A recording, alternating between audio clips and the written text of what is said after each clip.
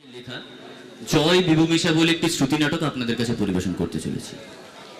শুরু হচ্ছে। ম্যানেজার, ও ম্যানেজার, ডেকে দেবে কে? এ তো মহা বিপদ হলো দেখছি। নিজের স্ত্রীর সাথে দেখা করতে গেলেও দেখা হবে না। আচ্ছা, ভেজালে পড়া গেল। যা হোক, একবার দেখি দেখি। এই যে কে আছেন, একবার দয়া করে বনলতা দেবীকে ডেকে দেবেন। এই যে শুনছেন, ওই বনলতা দেবী, একটু বেটে একটু মোটা, অনেক কালো মহিলাটি। আরে দিন না ডেকে, আমার আবার দোকান খুলতে হবে।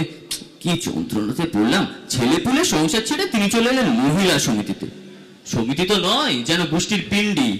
সব স্বাধীন হয়েছেন। স্বাধীন মাথা কিনে নিয়েছেন। সারাটা জীবন একেবারে জ্বালিয়ে দিলে এখন রাজ্যে ছেলে পুলে বিরাট সংসার একা একা সামলাবে কি করে?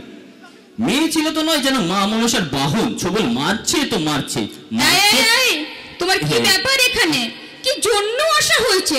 তোমার সঙ্গে আমার কোনো সম্পর্ক নেই, বলে দিয়েছি না?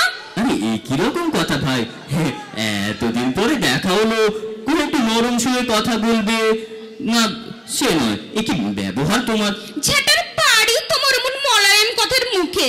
হেনস্থা করার সময় মনে ছিল না? তখন তো চেলা কাঠ হাতে ধরে আসছিলে। আরে ছি ছি ছি ছি, আমার কথা কি বলতে আছে গো? বলতে নেই বলতে নেই। আমিও কি তোমার শাওরি যে চেরা কাঠ নিয়ে তাড়া করবো? আমি হলাম গিয়ে তোমার স্বামী, রীতিমতো 7 পাকে ঘুরে আসা স্বামী। তুমি এই বাড়িতে এইছো কেন? তোমাকে বারণ করেছি না? ঘর ছেড়ে যখন বেরিয়ে এসেছি তখন আরো মুখ নাই। তুমি যাবে এখান থেকে, দূর হয়ে যাও বলছি। আহা, ওরকম কুকুর বিড়াল তাড়ানোর মতো কেন চাও চাও বলছো ভাই? মানুষ, তার উপর স্বামী, তাকে কি অমন করে বলতে হয়? লোকে কি বলবে বলো তো? থাকার নীতি কথা শেখাতে হবে না। তুমি এক্ষুনি এখান থেকে চলে যাবে, না হলে আমি কিন্তু ম্যানেজার বাবুকে ডাকবো। ঘরে ধরে বার করে দেবে একদম। এটা কি উচিত কথা হলো ভাই? ম্যানেজারকে দিয়ে নিজের স্বামীকে তুমি তাড়িয়ে দেবে তো আবার ঘাড় ধরে? এটা একটু কেমন কেমন হয়ে যাচ্ছে না?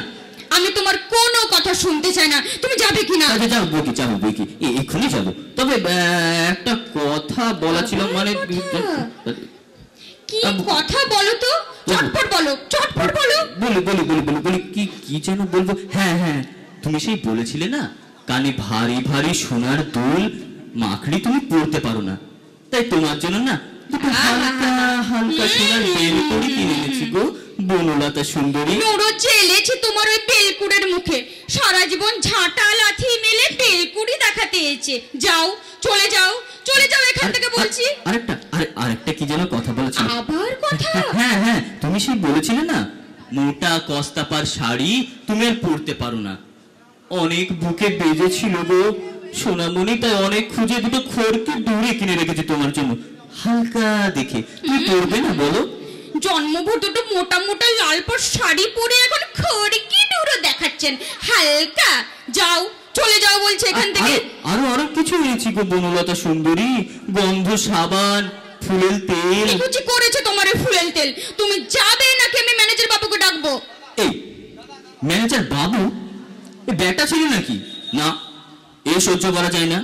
মেয়েদের সমিতিতে বেটা ছেলে ম্যানেজার, চলতে ধরতে সব গেল নাকি? দেখো, অনেক বেড়েছো, আর বাড়বে না বলে দিচ্ছি। আর কথাও বাড়াবে না, সোজা গেট আউট। আমার কথা বলার সময় নেই। উপরে রাজ্যে সুপুরি পড়ে আছে তো। সুপুরি? সুপুরি দিয়ে কি হলো গো বনলতা? আমার চিতে ঢালা হবে গো। ন্যাকামি হচ্ছে। সুপুরি কেটে দোকানে পাঠালে তবেই তো দুটো পয়সা পাবো।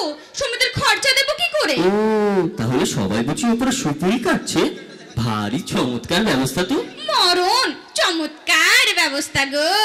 সবাই সুপুরি কাটবে কেন গো? কেউ গান শেখায়, কেউ ছবি আঁকে, কেউ কবিতা লেখে, কেউ সেলাই করে। আর তুমি বুঝি বসে বসে খালি সুপুরি কাটো? মস্করা হচ্ছে না এখানে? বলি দাসী বৃত্তি ছাড়া আর কিছু শিখিয়েছিলে? সুপুরি কাটবো না তো কি করবো? যাও, তুমি নিজের রাস্তা দেখো। তুমি একটা এই দেখো একটা কথা বলতে ভুলে গিয়েছিলাম।